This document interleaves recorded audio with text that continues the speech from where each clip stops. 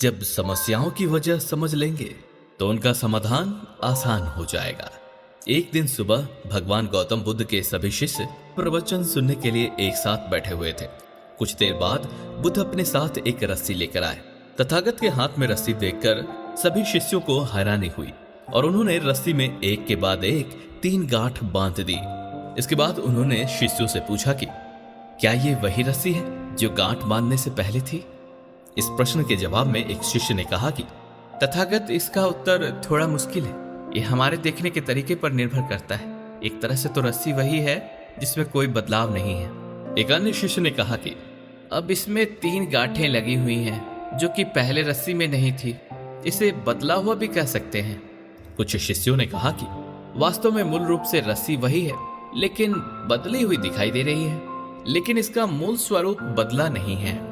शिष्यों की बात सुनकर बुद्ध ने कहा कि आप सही बोल रहे हैं, अब मैं इन गांठों को खोल देता हूं। ये बोलकर बुद्ध रस्सी के दोनों सिरों को खींचने लगे। बुद्ध ने पूछा कि क्या इस प्रकार रस्सी की गांठें खुल जाएंगी? सभी शिष्यों ने कहा कि नहीं, ऐसा करने से तो गांठें और ज्यादा कस जाएंगी, इन्हें खोलना और मुश्किल हो जाएगा। बुद्ध ने कहा कि ठीक है, अब एक अंतिम प्रश्न, इन गांठों को खोलने के लिए हमें क्या करना होगा?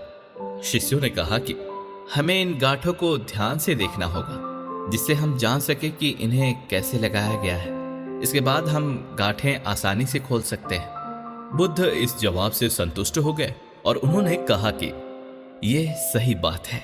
हम परेशानियों में फंसे रहते हैं और बिना कारण जाने ही उनका हल खोजने लगते हैं, जबकि हमें पहले समस्याओं के मूल को समझना चाहिए। जब समस्याओं की वजह समझ आ जाएगी तो उन्हें सुलझाना बहुत ही आसान हो सकता है। ऐसे ही हम अपने परेशानियों को देख के उतावला हो जाते हैं और तुरंत ही उसका सॉल्यूशन ढूंढने लग जाते हैं, जबकि हम परेशानियों के कारण को भी जानने की कोशिश भी नहीं करते हैं। जब हम परेशानियों की काउज को समझ के उसका सॉल्यूशन निकालें तो हमें परेशानियां आसान दिखने लगेगी।